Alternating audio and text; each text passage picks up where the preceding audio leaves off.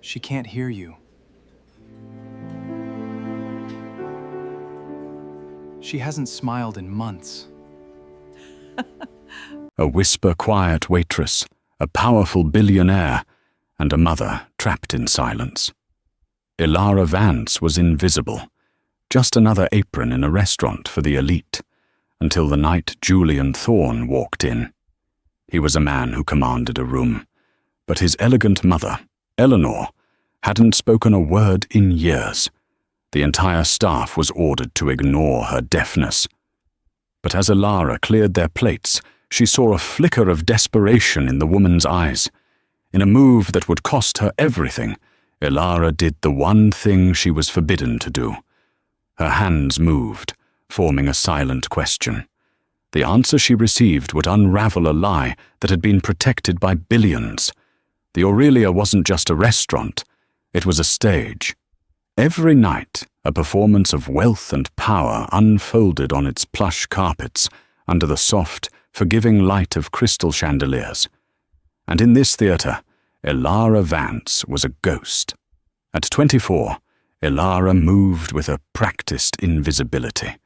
Her uniform, a stark black bistro apron over a crisp white shirt, was immaculate. Her light brown hair was pulled into a bun so tight it made her temples ache. But it was her eyes, a soft, nervous grey, that always gave her away. She kept them downcast, studying the intricate patterns of the parquet floor, the scuffs on a patron's expensive shoes, anything but the faces of the people she served. Ilara was shy. But it wasn't the shyness of a fawn. It was the dense, heavy silence of a survivor. She was a coda, a child of deaf adults. Her first language wasn't spoken, it was signed. Her world, for 18 years, had been one of vibrant, expressive silence, of hands that danced and faces that told entire stories. Then, the fire, the alarm she could hear, but they couldn't, the smoke, her own paralysis. Her shyness wasn't a personality trait. It was a fortress she had built around the guilt of being the only one who had walked out. Now, she worked at the Aurelia, a place defined by sound, the clink of Waterford crystal, the murmur of stock market triumphs, the sharp, pretentious laugh. Each sound was a reminder of the world her parents had been locked out of. She was saving every dollar, trying to pay off the crushing medical debts left behind from their final days, a mountain of bills that felt like her own personal penance. "Vance!" Ilara flinched, nearly dropping a tray of empty champagne flutes. Mr. Davies, the manager, was glaring at her from across the dining room. He was a man composed of sharp angles and sharper suits, and he tolerated Ilara's timidity only because she was ruthlessly efficient and never, ever made a mistake.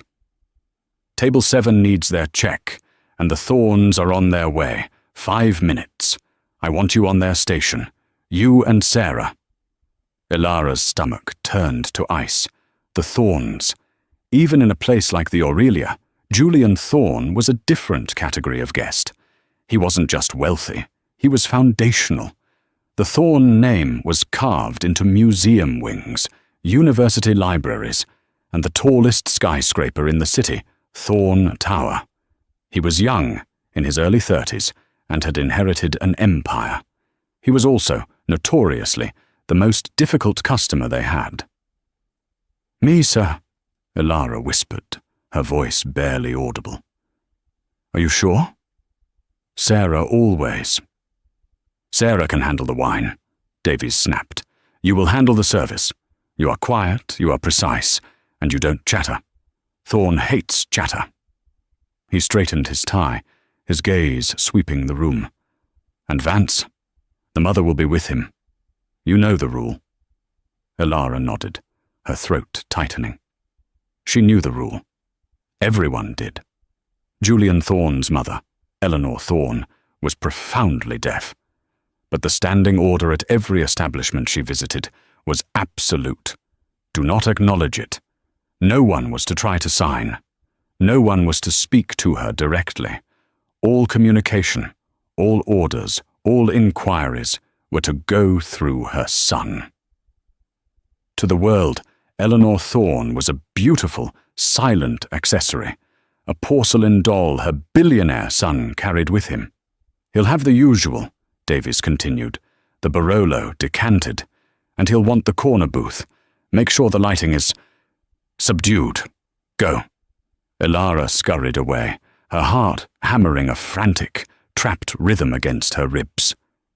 She hated this. She hated the charade. In her world, deafness was not a weakness. It was a culture. It was a language. It was her parents laughing at a signed joke, their hands a blur of motion. Here, at the Aurelia, it was a shameful secret, something to be hidden by a son's suffocating protection and a mountain of money. As she passed the bar, Sarah, her senior partner for the night, gave her a pitying look. "Good luck," Sarah murmured, polishing a glass. Last time he was in, he sent back a $200 bottle of wine because he said the air in the room was too humid. And that was when he was in a good mood. Elara just nodded, her hand smoothing an apron that was already perfectly flat. She felt the familiar coldness creeping into her fingers. She wasn't just shy tonight, she was afraid. She was afraid of the man who was coming, but she was even more afraid of the woman he was bringing with him, a woman who lived in a silent world that Elara understood better than anyone in this building, but was forbidden to enter. The double oak doors of the Aurelia swung open, and a hush fell over the front of the restaurant. It wasn't a silence of reverence, it was a silence of tension. Julian Thorne didn't walk, he conquered. He was tall, dressed in a bespoke suit of such a dark grey it was almost black, and he moved with an impatient energy that seemed to suck the oxygen from the air. His dark hair was perfect, his jawline sharp, and his eyes, a piercing shade of Arctic blue, were already scanning the room for imperfections. Behind him, a valet pushed an elegant, lightweight wheelchair. In it sat Eleanor Thorne. Eleanor was the ghost of a great beauty. She was in her late 50s, with silver-white hair coiled in a perfect chignon.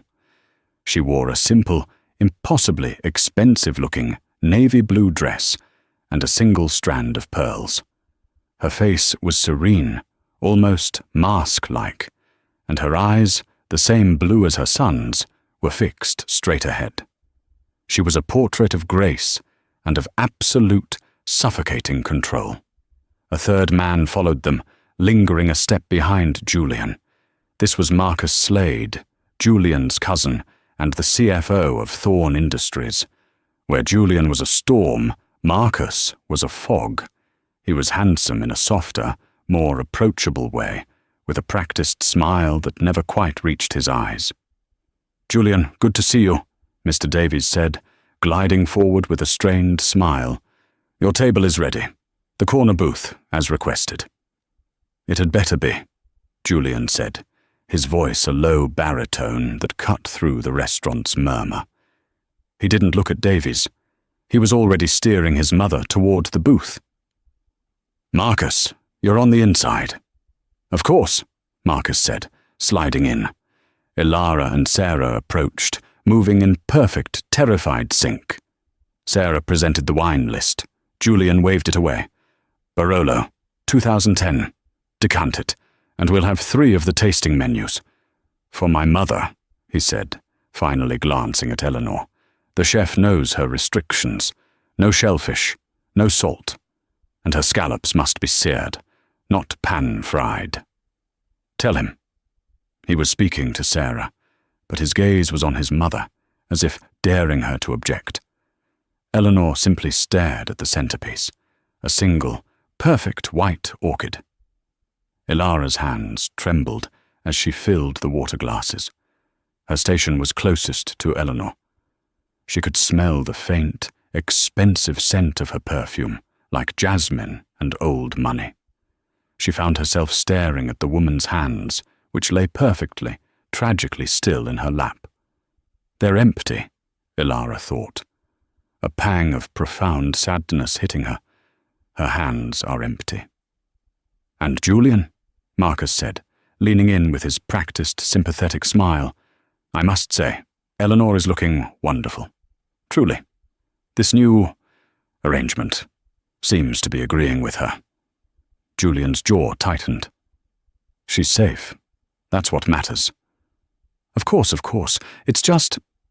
The board meeting for the foundation is next week, and there are still whispers about her competency. As her doctor, I'm sure Dr. Croft will set them straight, but my mother's competency is not up for discussion, Julian snapped, his voice dangerously low. The Thorn Heritage Foundation is her legacy. I am protecting it. I am protecting her. Is that clear? Crystal, Julian. Just looking out for the family, Marcus said, raising his hands in surrender. That oily smile still in place. The conversation was fast, layered with corporate jargon and veiled threats. Ilara tried to tune it out, focusing on placing the silverware just so, but she couldn't help but watch Eleanor. The woman was a master at lip-reading. Ilara could see her eyes darting between Julian and Marcus, her focus intense. But they spoke too fast, turning their heads, sipping their water. Eleanor was catching maybe one word in 3. She was isolated, surrounded by people deciding her fate, and utterly alone. At one point, as Julian and Marcus got into a heated, low-voiced argument about voting shares and bylaws, Eleanor's facade cracked. Her gaze drifted away from them. A look of such profound, bone-deep exhaustion passed over her face that Ilara had to look away. It was the same look Ilara remembered on her own mother's face, sitting at a parent-teacher conference, smiling and nodding as the teacher spoke too quickly, pretending to understand, pretending she wasn't being dismissed. Ilara felt a sudden, hot surge of anger. It was so potent it almost made her dizzy. This wasn't protection. This was a cage, a beautiful, soundproof, golden cage. She glanced at Julian. He was arguing with Marcus, his face a mask of controlled fury. He was so focused on the man opposite him, he had forgotten the woman beside him. Ilara's gaze moved back to Eleanor. The older woman's eyes were closed now, as if just for a second, bracing herself. When she opened them, they met Ilara's. It was an accident, a jolt. Ilara's programming screamed at her to look away, look down, be invisible.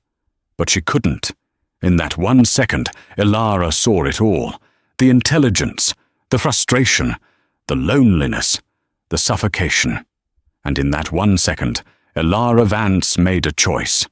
It wasn't a thought, it was an instinct. It was the primal, screaming need of one coder reaching out to a person trapped in the silent world. Ilara's heart was a trapped bird.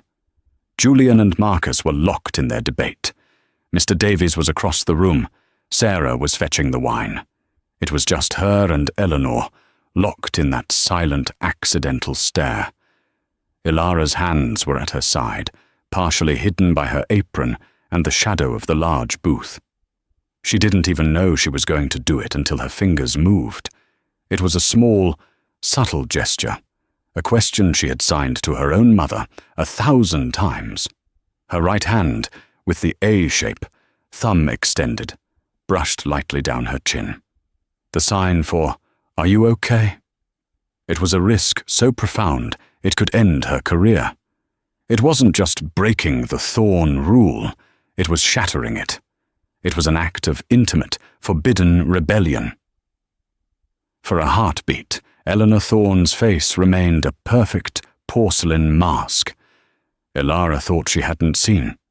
She thought she had imagined the connection. She felt a flush of terror and shame, and her hand snapped back to her sides. Then, slowly, Eleanor's left hand, which had been lying dormant in her lap, moved. It was a tiny, almost imperceptible motion. Hidden by the tablecloth, her fingers curled, her index and thumb touching, then opening. A small, repeated gesture. The sign for a little. Then her eyes flickered to her son, then back to Ilara. She signed something new. Her hand formed the B shape, and she swiped it across her brow. Son. Then she made the sign for control, 2's hands, moving in an alternating, grasping motion. My son is controlling. Ilara's breath hitched. She hadn't just been seen. She had been answered. A secret, silent conversation was happening in the most public place in the city, under the nose of the most powerful man in the room. Ilara felt a desperate need to say more. I understand. I am a coder. But before her fingers could even form the letter C, Julian Thorne's head snapped around. He hadn't seen the signs. He had only seen the connection. He had seen the shy, invisible waitress, the one he hadn't even registered as human, locked in a silent, intense stare with his mother. He saw the change in his mother's expression, the flicker of life, of conspiracy, before she could smooth it away. What did you do? Julian's voice wasn't a shout. It was a low, lethal hiss. It sliced through the restaurant's ambience more effectively than a scream. The murmuring stopped. A fork clattered against a plate somewhere, the sound echoing in the sudden, terrible silence. Marcus Slade froze, his wine glass halfway to his lips, a look of sharp, predatory interest on his face. Mr. Davies began to move, his face ashen. What? Julian repeated, his blue eyes narrowing to chips of ice. Did you just do to my mother? Ilara was paralyzed. Her voice, her body, her very thoughts were frozen. She could only stare, her grey eyes wide with terror. Answer me! Julian slammed his hand on the table. The water glasses jumped. I... Ilara stammered, her voice a reedy whisper. Were you mocking her? Julian demanded, his voice rising. Did you think it was funny? A little joke for the staff? Miming? Is that what this restaurant allows? Mr. Thorne, I assure you, Mr. Davies said, appearing at the table, wringing his hands. Fire her, Julian said, his gaze fixed on Ilara. Sir? Fire her. Now. I want her out of my sight. I didn't. Ilara's eyes filled with tears, not of sadness, but of pure, adrenaline-fueled panic. She looked to Eleanor, a silent appeal for help. Eleanor Thorne looked devastated. She was staring at her son, her face pale, her hands gripping the armrests of her chair. Julian, please, Marcus said, placing a hand on his arm. She's just a waitress. Don't make a scene. She upset my mother, Julian snarled, shoving his cousin's hand away. He turned his glare back to Mr. Davies. Get her out, now, or I will buy this building and have it torn down by morning. The threat was so absurd, so cartoonishly villainous, yet everyone in the room knew he could, and probably would, do it. Miss Vance, Mr. Davies said, his voice trembling. Go to my office, now. This was it, her job, her meager savings, her penance, all gone in a single impulsive gesture of kindness. Ilara turned, humiliated, her face burning. She couldn't even look at the table as she stumbled away. But as she took her first step, a voice stopped her. It was a voice she had never heard. It was rough, thick with disuse, like a rusted hinge. Stop! Ilara froze. The entire restaurant froze. Julian Thorne's head snapped back to the table. Eleanor Thorne was leaning forward. Her hands were gripping the table's edge. Her knuckles were white. Her eyes were fixed on her son, blazing with a fire that Ilara had never seen. You, Eleanor said, her voice cracking on the single word. Stop, now. Julian Thorne stared at his mother. His face, moments ago a mask of rage, was now completely, utterly blank with shock. Eleanor Thorne had just spoken. The silence that followed Eleanor's spoken word was different. It was deeper, heavier, fraught with astonishment. Julian Thorne looked as if he'd been struck. He stared at his mother, his mouth slightly open. Even Marcus Slade looked genuinely stunned, his smooth facade completely gone. "Mother?" Julian whispered. Eleanor's gaze was locked on her son. Her chest was heaving, the effort of speaking clearly immense. She didn't say another word. She just held his gaze, a silent, powerful command. The fire in her eyes was unmistakable. It was the same fury she had just witnessed in him, but hers was older and colder. Julian slowly, very slowly, sat back down. He looked at his mother, then at the mortified Elara, then back to his mother.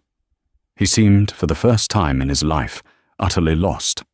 "Mr. Davies," Julian said, his voice quiet now, but vibrating with a new, confused tension. "Just go. All of you. Leave us." Mr. Davies didn't need to be told twice. He grabbed Elara's arm, his fingers digging into her bicep, and practically dragged her toward the kitchen. "My office. 5 minutes," he hissed, his face pale and slick with sweat. Elara was shoved into the chaotic, clattering stainless steel world of the kitchen. The staff, who had heard the commotion, stared at her. She pushed through them, her entire body shaking so violently she could barely walk, and stumbled into the cramped, windowless office Davies used. She sank into the cheap visitor's chair, her head in her hands. The tears came now, hot and silent. She hadn't just lost her job. She had detonated a bomb in the middle of the most powerful family in the city. She had made a woman who hadn't spoken in public for years speak. Was it a good thing? A bad thing? She didn't know. She had acted from her heart, from her history, and the consequences were immediate and catastrophic. She thought of her parents. She had tried to connect, and she had been punished for it. The old familiar guilt washed over her. You always make things worse. She sat there for what felt like an hour, the sounds of the restaurant, service, plates, orders, slowly returning to normal, a tide washing back in after a storm. Finally the door opened. It wasn't Mr. Davies, it was Sarah, her fellow waitress. She was holding a small black linen napkin, folded into a tiny square. "Elara?" Sarah whispered, shutting the door. "Are you okay?" Elara just shook her head, unable to speak. "Davies is comping their entire meal. He's in full panic mode," Sarah said. "The Thorns are still at the table. They're not talking at all. It's weird. But a busboy, Miguel, he gave me this. He said the old woman, Mrs. Thorne, dropped it as he was clearing a plate. She looked right at him and pushed it off her lap. He said it was for you." Elara's head snapped up. Her hands were shaking as she took the folded napkin. It was thick, expensive linen. Tucked inside was a small, torn-off corner of the menu. On it, in shaky, slightly old-fashioned cursive, was an address. The Vandermeer Gallery, 1045 West 19th. Tomorrow, 3 p.m., please. E.T. Elara stared at the words. A gallery, an address, a plea. "What is it?" Sarah asked, craning her neck. "Nothing," Elara said, clutching the note. "It's nothing." A new feeling was cutting through the panic. It was a sharp, clear sense of purpose. The fear was still there, a cold knot in her stomach, but it was no longer in control. Eleanor Thorne hadn't just spoken to her son. She had reached out to her. The office door opened again, and Mr. Davies stood there, his face haggard. "Vance!" His voice was tired. "You're not fired." Elara looked up, stunned. "Sir, Thorne. He just left. He paid the bill, in full, and left. He didn't say another word about you." Davies ran a hand over his face. "I don't know what you did. I don't know how you did it. But you put this entire restaurant at risk. You broke the one rule." I'm sorry, sir. You're suspended," he said. "1 week, unpaid. Go home, and when you come back, you will be on probation, and you will never go near that family again. Do you understand me?" "Yes, sir," Ilara whispered. "Get out." Ilara practically ran from the office, through the kitchen, and out the staff entrance into the cool night air of the alley. She leaned against the brick wall, gasping, the city's grime and noise a sudden comfort after the sterile tension of the Aurelia. She was safe, suspended, but safe. She opened her hand and looked at the note. The Vandermeer Gallery, 3 p.m. This was insane. She was a broke, shy waitress.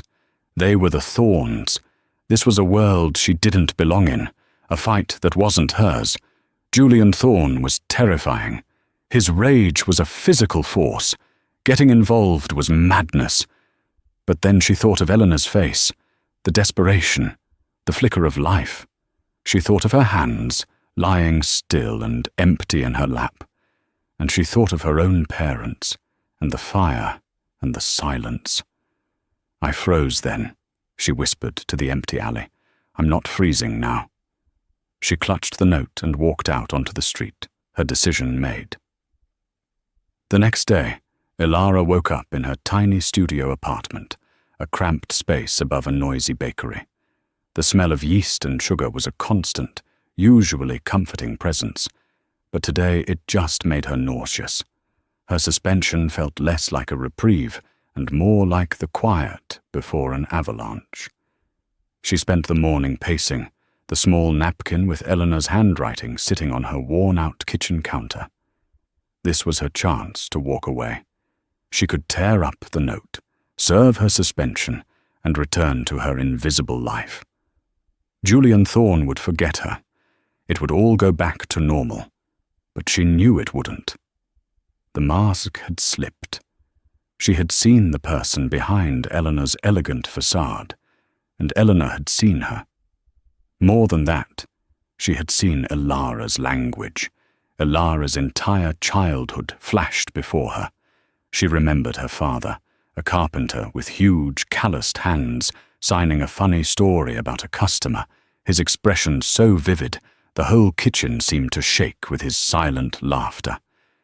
She remembered her mother, a librarian, teaching her to sign Constellation and Revolution, her fingers painting pictures in the air.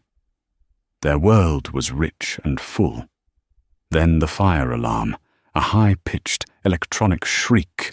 Ilara, at 13, had woken to it, smelling the acrid smoke. She had run to her parents' room.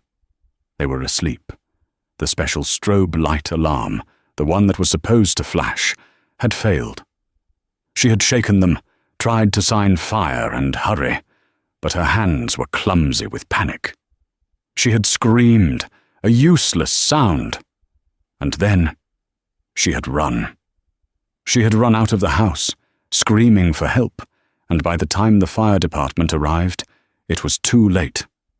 Her guilt was a cold, permanent resident in her chest. She had failed them. Her voice hadn't mattered, and her hands had frozen. Her shyness, her silence, was a memorial to that failure. Until last night. Last night, her hands hadn't frozen. They had moved. They had worked. At 2:45 p.m., Ilara stood outside the Vandermeer Gallery. It was a sleek, minimalist building in a part of town where the very air seemed filtered. She wore her only nice outfit, a simple black dress and flat shoes. She felt like a crow in a flock of peacocks.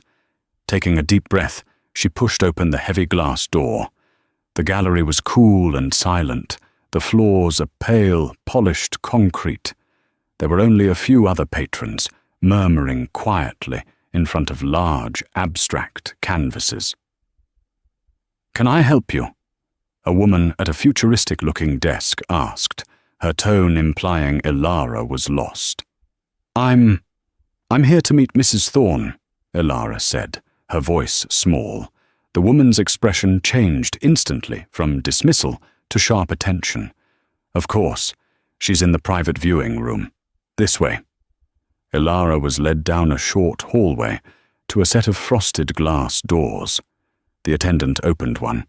She's waiting for you. Ilara stepped inside. It was a small, plush room, dominated by a single, massive painting of a tumultuous sea. Sitting on a bench in front of it, bathed in a soft spotlight, was Eleanor Thorne. She was alone.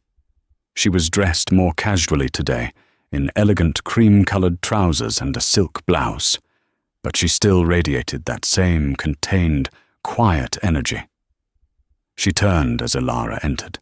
A slow, grateful smile spread across her face. Ilara's hands instinctively rose. "You came," Eleanor signed. Ilara smiled back, the tension in her chest easing, replaced by the familiar, flowing comfort of her native language. "I'm here. Are you safe? How did you get away?"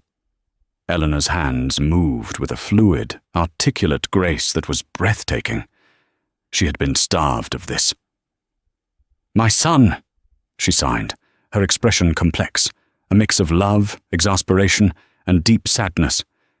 "He's confused. After last night, he's terrified. He thinks you're a threat. He doubled my security. But I've been coming to this gallery for 20 years. My driver, Michael, is loyal to me, not to Julian.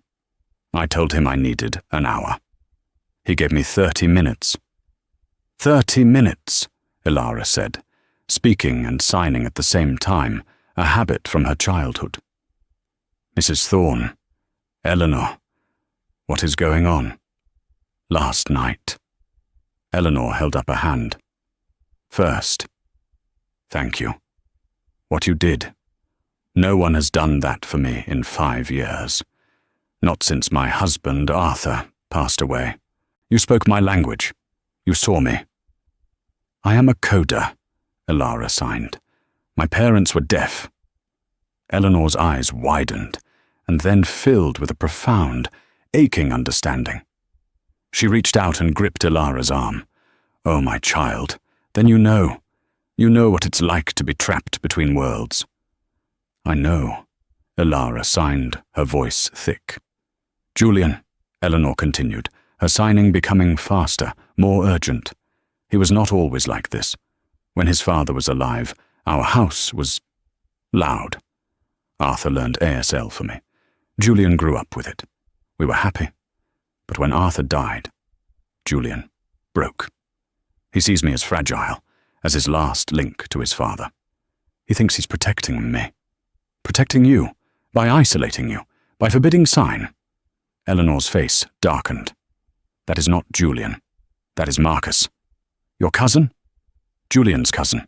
Marcus Slade. He's poison, Ilara.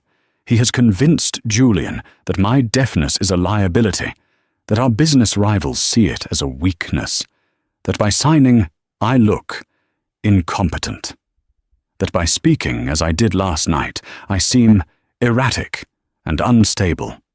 He has spent 5 years whispering in Julian's ear, turning his grief into paranoia. Julian thinks this cage is a fortress." "But why?" Ilara asked. "What does Marcus want?" "Control," Eleanor signed, her hands sharp and angry. "The Thorne Heritage Foundation, it's my passion. It was Arthur's legacy. I control the board. I control the assets. It's worth over $1 billion. Marcus wants it. He's been trying to find a way to take it from me. And now he's found one." "The board meeting," Ilara breathed, remembering the conversation. "Next week, Marcus has been building a case. He has a doctor, a specialist named Croft, on his payroll.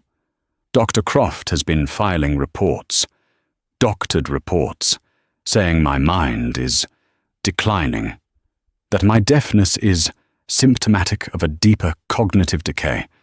It's all lies. But Julian is so terrified of me being seen as weak, he's played right into it.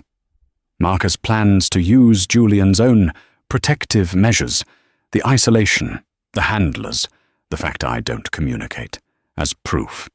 He will call for a vote to have me declared incompetent and remove me from my own foundation. Ilara felt sick. This was so much darker than she could have imagined. And Julian, he'll let this happen. He doesn't see it, Eleanor signed, her eyes desperate. He thinks Marcus is helping him. He thinks they are protecting the family legacy. He won't listen to me. He can't hear me. Not really. She paused, her hands coming to rest. But he saw you. And you, Ilara. You terrified him. Because you can hear me. Eleanor fixed her with an intense, pleading gaze. I don't need a savior, Ilara. I need a voice. I need a translator. I'm going to fight him, but I cannot do it alone. This was the moment. The alleyway decision had led her here. This was no longer about a lost job. It was about a woman's life being stolen by the people she trusted most.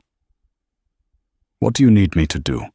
Ilara said, her voice no longer a whisper. Eleanor's relief was so palpable, it was as if she had been holding her breath for 5 years. We have 6 days, Eleanor signed, her hands and mind moving with a speed that Ilara had to focus to keep up with. The board meeting is next Friday. Marcus will present his case, Dr. Croft will present his findings, and Julian will, God help him, probably support it, all in the name of protecting me from the stress of leadership. How do we stop them? Ilara spoke and signed, her mind racing. Can't you just tell the board the truth? It's my word against a respected specialist and the acting CEO of Thorn Industries. They will see me as a confused old woman, just as Marcus has planned. No, we can't just deny his claims. We have to disprove them. We have to expose him. The doctor, Ilara said, Dr. Croft, if he's been bribed, there has to be a trail. Marcus is too smart for that, Eleanor signed, a look of distaste on her face. It wouldn't be cash. It would be favors, investments, a position on a board, something harder to trace. But your instinct is right. Marcus's weakness is his arrogance. And Julian's weakness, Ilara added, her voice hardening, is his love for you. He's not the real villain here, is he? He's a victim, too. Eleanor looked at Ilara, a new respect in her eyes. You are very perceptive. Yes, Julian is my son. I will not have him destroyed with Marcus. We must save him, too. We have to show him the truth, without him shutting us down first. A plan began to form, a dangerous, two-pronged attack. Okay, Ilara signed. Here's what we do. You have to fight Marcus on his level, the boardroom. You need a counter-proposal, something that proves you are not just competent, but brilliant. More brilliant than ever. Eleanor nodded. I have one. A new initiative for the Foundation. One I've been developing in secret for a year. A massive grant program for deaf education and coder resources, using new technology and community-based support. It's fully costed. The proposal is on a drive in my study. Ilara's heart leapt. It's perfect. It's not just a defense. It's an offense. It shows your mind is sharp and forward-thinking. But they won't let me present it, Eleanor countered. Marcus controls the agenda, and Julian will see it as too much stress for me. They won't, Ilara said, a spark in her eye. But I will. I'll be your voice. Literally. You will sign and I will interpret. We will do it together. Eleanor stared at her. They won't let you in the room. You're a waitress. I won't be, Ilara said. I'll be your official, certified ASL interpreter, hired to facilitate your communication.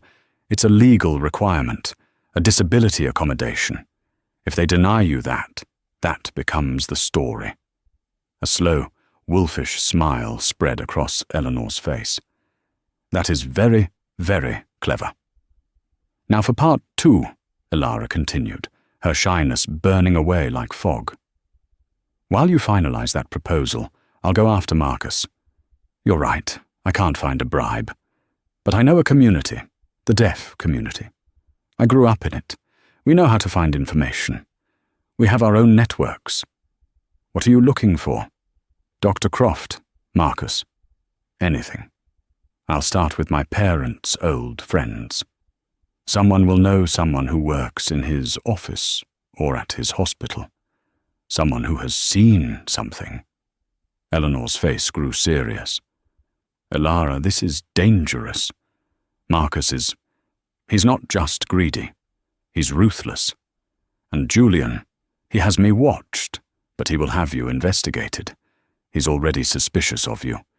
When he finds out you're a coder, that you speak my language, let him, Elara said, her voice steady.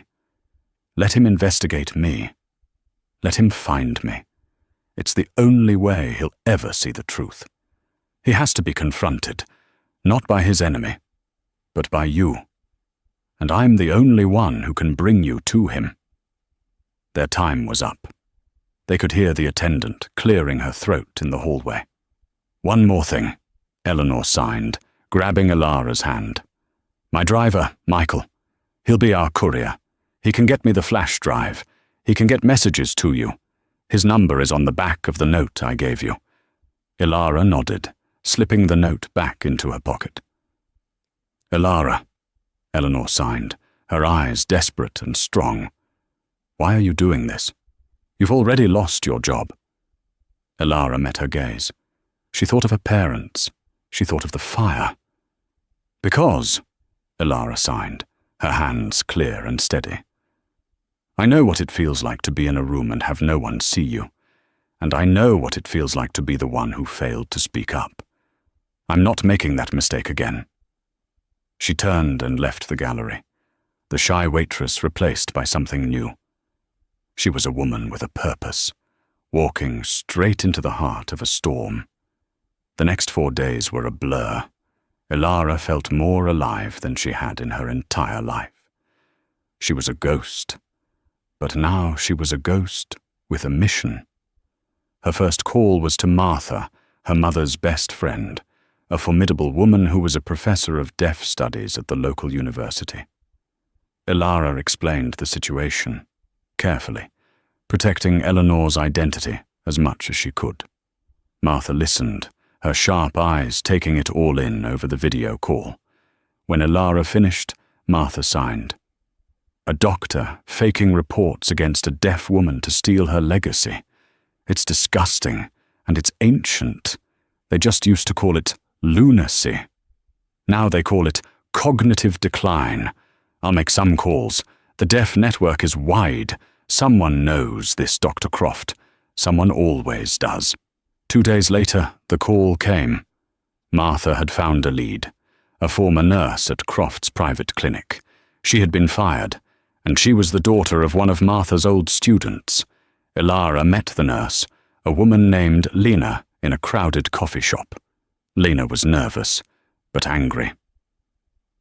Dr. Croft, he's a hack, Lena said, stirring her coffee so hard it sloshed over the rim. He treats his wealthy patients like cash machines. Executive physicals that are just vitamin drips, stress reports for lawyers. And he's got a gambling problem, a bad one. I used to see his bookie's name on the caller ID. A gambling problem, Elara repeated, her heart pounding. Do you have any proof? Anything at all? He's stupid, Lena said. He keeps 2 sets of books, one for his real billing, one for private consultations. He keeps it on his personal office computer, not the main server. I saw him use it. I know the password. It's Maserati. Classy, right? What about Marcus Slade? Elara asked. Never heard the name, Lena said. But there was one patient, MS, or who paid a lot, always in consultation fees, but he never came in. The payments were huge, and they always happened right before Croft paid off a big debt. This was it. The link. Meanwhile, Elara knew she was being watched. A sleek black car, not the one she'd seen Julian in, was parked across from her apartment building for 2 days straight. They were clumsy. Julian's men. They were investigating the waitress. Good. On the 5th day, she got the package from Michael, the driver. It was a slim flash drive. She plugged it into her laptop. Eleanor's proposal was brilliant. It was 40 pages of dense, perfectly argued data, market analysis, and a compassionate, revolutionary plan to build resource centers for deaf youth. It was the work of a CEO, not an invalid. Ilara spent that night translating the entire document, preparing her own notes, rehearsing the speech, learning the rhythm of Eleanor's written voice. The next day, the day before the board meeting, she knew it was time. She couldn't just ambush Julian in the boardroom. She had to break his defenses before the battle. She had to show him the truth, now that she had it. She called the private number Michael had given her, the one for Julian's personal assistant. Mr. Thorne's office. "My name is Ilara Vance," she said, her voice clear. "I need to speak to him. Tell him it's about his mother. Tell him I have the MS files from Dr. Croft's computer." She hung up. She waited. The black car was still outside. She was terrified. She was baiting a lion. 10 minutes later, her phone rang. An unknown number. "My office. Thorne Tower. 1 hour," Julian's voice said. And the line went dead. Thorne Tower was a monument to power. Ilara walked into the lobby, her old black dress her only armor. The security guard had her name. She was sent to the penthouse floor. The elevator doors opened directly into his office. It was a vast space, with floor-to-ceiling windows overlooking the entire city. And there, standing in front of the window, a dark silhouette against the setting sun, was Julian Thorne. "You're taller than I remember," he said, not turning around. "You have 60 seconds to explain why I shouldn't have you arrested for extortion." "I don't want your money, Mr. Thorne," Ilara said. She was surprised to find her voice wasn't shaking. He turned. His face was drawn, tired, and full of a cold, exhausted anger. "No." "What then? A job? You find out I have a deaf mother. You learn a few signs at the restaurant, and you think you've found a golden ticket." "My parents were deaf," Ilara said flatly. "I'm a coder. My first language was American Sign Language. What you saw at the restaurant wasn't an attack. It was a greeting." Julian's composure cracked. He hadn't known. His investigators were good, but Ilara's past was quiet. "A coder?" "Yes. And when I signed, 'Are you okay?' to your mother, she signed back, 'No, help.' And then she signed, 'My son is controlling.'" Julian's face flushed dark red. "You're lying. My mother, she hasn't signed in years." "She hasn't signed to you," Ilara said, stepping forward. "You took her language, Mr. Thorne. You and Marcus Slade." "You will not speak his name," Julian warned. "I will," Ilara said, her voice rising. "You're grieving. You're so terrified of losing her. You've locked her in a box. But Marcus isn't protecting her. He's using your fear. He's using your protection as evidence to have her declared incompetent." "That's a lie. He's family. He's protecting our legacy. My mother, she's not well.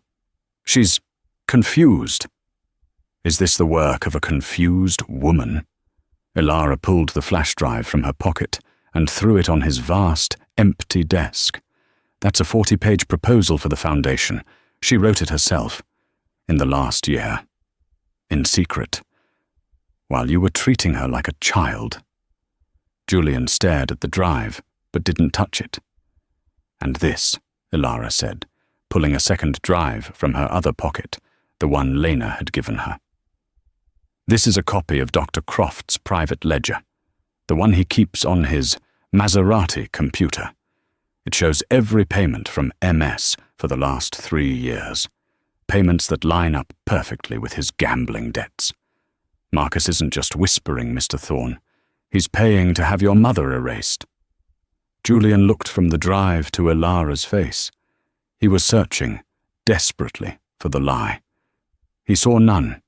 He saw only a terrible, clarifying truth.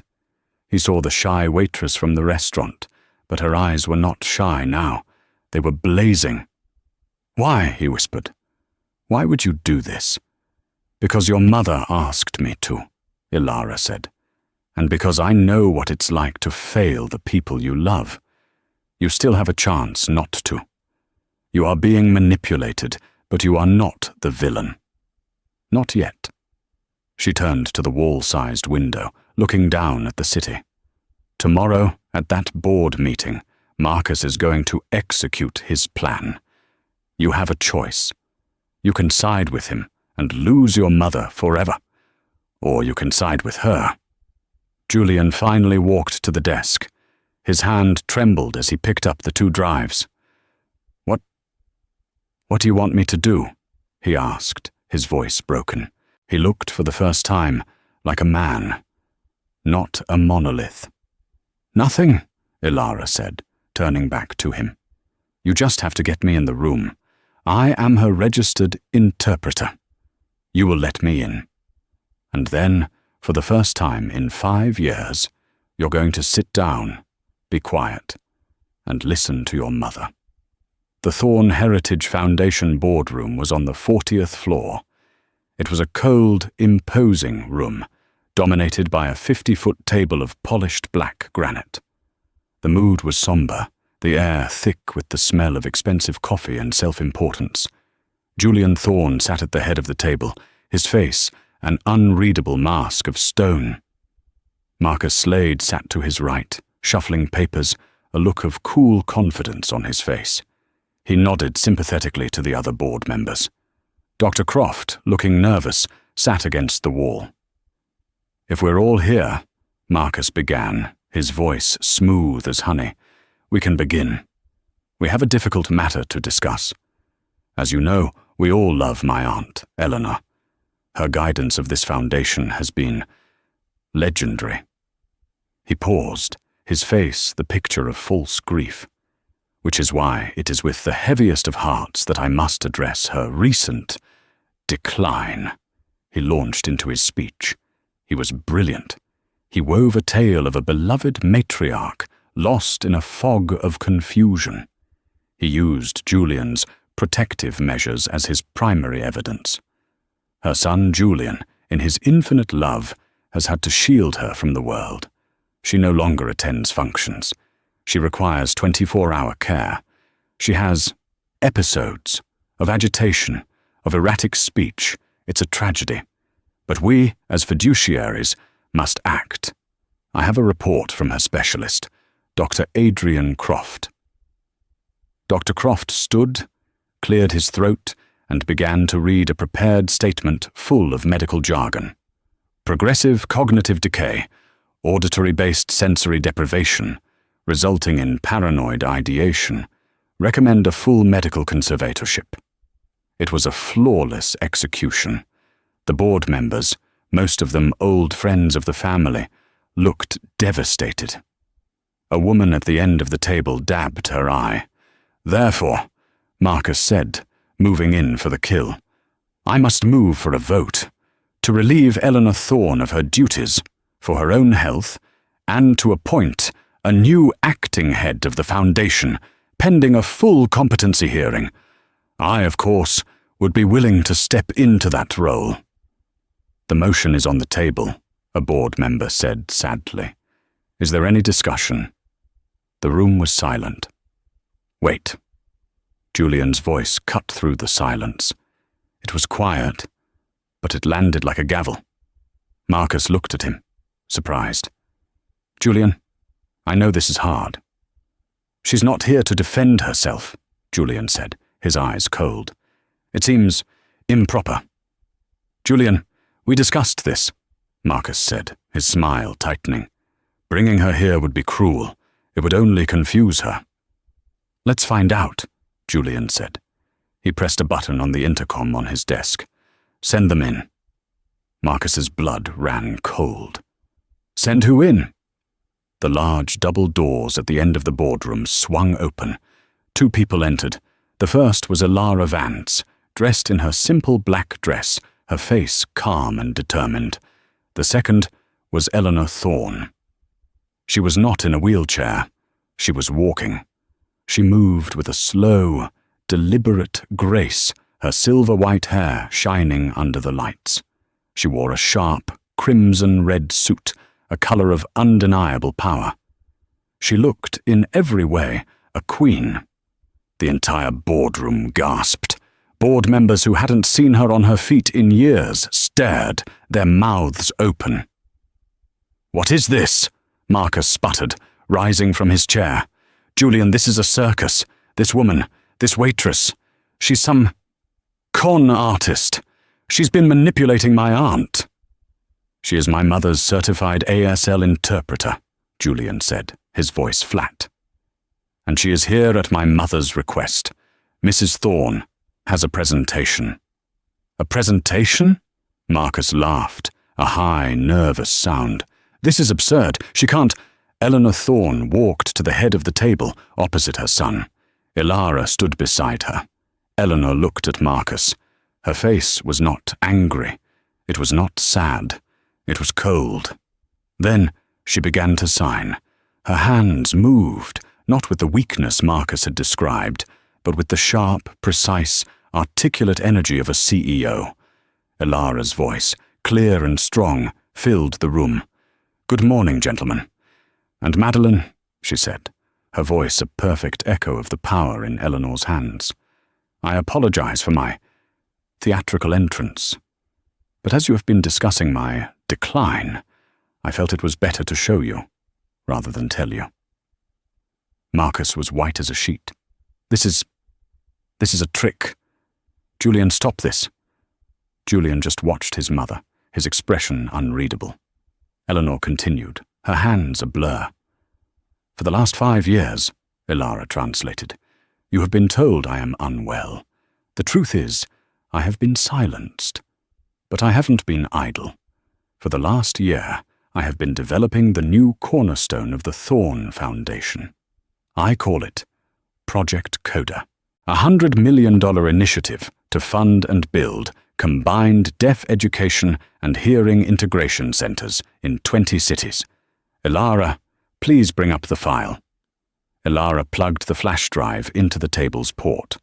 The 80-inch screen at the end of the room lit up. Eleanor's 40-page proposal, complete with graphs, budgets, and architectural renderings, filled the screen. The board was mesmerized. Eleanor and Ilara walked them through the entire proposal.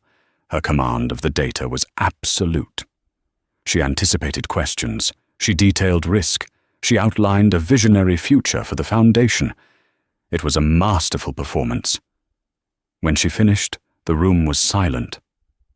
"That," said Madeline, the woman at the end of the table, "is brilliant, Eleanor. Absolutely brilliant. But," Marcus stammered, "her health. Dr. Croft," he said. "Ah, yes. Dr. Croft," Eleanor signed, turning her cold gaze to the doctor, who was sweating through his suit. "I believe Dr. Croft has his own extracurricular interests," Ilara's voice continued. "On this drive, I have a copy of his private ledger. It details numerous consultation payments from a client identified as MS. These payments correlate perfectly with large and apparently successful bets on the European racing circuit. I wonder, Marcus, do you happen to follow the races?" Marcus Slade's face collapsed. The game was over. "This is," he tried, "slander. It's bank records," Julian said, his voice now full of a quiet, terrible power. He slid a file across the table. "My own investigators confirmed it this morning. The transfers from your offshore account to Dr. Croft's. It's all here, cousin." Marcus looked at Julian, then at Eleanor, then at Ilara. He saw no escape. He said nothing. He simply, silently, sat down, a ruined man. "I believe," Eleanor signed, her posture perfect, "that the motion on the table was to remove me. I would like to amend that motion." Her hands moved. "I move to remove Marcus Slade from this board and from any and all positions at Thorn Industries, effective immediately. And I move to appoint Elara Vance as the new executive director of Project Coda to report directly to me." "Seconded," Madeline said, slamming her hand on the table. "All in favor?" Every hand in the room, except for Marcus's, went up. Julian held his hand high, his eyes never leaving his mother's face. "The motion passes," he said. Security guards, whom Julian had waiting outside, entered the room and walked silently to Marcus. He stood, not looking at anyone, and allowed them to escort him out. The room was silent. The battle was over. When the boardroom doors closed and Marcus was gone, Eleanor's shoulders sagged, just for a moment, in relief. The board members began to crowd her with congratulations, but her eyes were only on her son. Julian walked slowly to his mother and Elara. He looked at the woman he had almost destroyed, his face humbled and broken. "You saved us," he whispered to Elara. "You saved me from myself." "She saved herself," Elara said softly. "I just held the microphone." Julian turned to his mother. His hands, clumsy and trembling, rose. He was out of practice, but the message was clear. "I am sorry, Mom. Forgive me. Please, teach me. Again." Eleanor's eyes flooded with tears. She didn't sign. She lunged forward and pulled her son into a fierce embrace, and Julian wept, holding her, the two of them finally speaking the same language. Elara stepped back, tears in her own eyes, but a hand on her arm stopped her. It was Eleanor, who had pulled back from Julian, though they still held hands. "And where do you think you're going, Miss Vance?" Eleanor signed, a radiant smile on her face. "Project Coda doesn't launch itself." I don't know anything about running a foundation," Elara stammered, her shyness flickering back. "You know how to listen," Eleanor signed, and Julian, watching her hands, spoke the words for her, his voice thick. "You know how to fight. You are exactly what this foundation needs." Elara looked at the united family, at the new, open future in front of them, and smiled. "I accept." Months later, Elara stood on a brightly lit stage for the official launch of Project Coda. She spoke with a confidence she never knew she possessed, while beside her, Eleanor signed to the packed, silent auditorium. In the front row, Julian Thorne watched them both, his hands in his lap, slowly, carefully, following every single word. A single act of courage, a single, silent question, shattered a world of lies. Elara, the shy waitress, didn't just find her voice. She gave one back to a woman who had been silenced by her own family. She proves that you don't need to be loud to be strong, and that true strength often comes from seeing the people that the rest of the world has chosen to ignore. Kindness is a language that everyone understands, even those who can't hear. Elara and Eleanor's story reminds us to look closer, to listen harder, and to never be afraid to speak up for those who can't. What did you think of Elara's bravery? Have you ever seen someone completely misjudged? Let me know your thoughts in the comments below. Your stories and support mean the world to us. Please don't forget to like this video, share it with someone who needs to hear it, and subscribe to the channel for more true life stories that will restore your faith in humanity. We'll see you in the next one.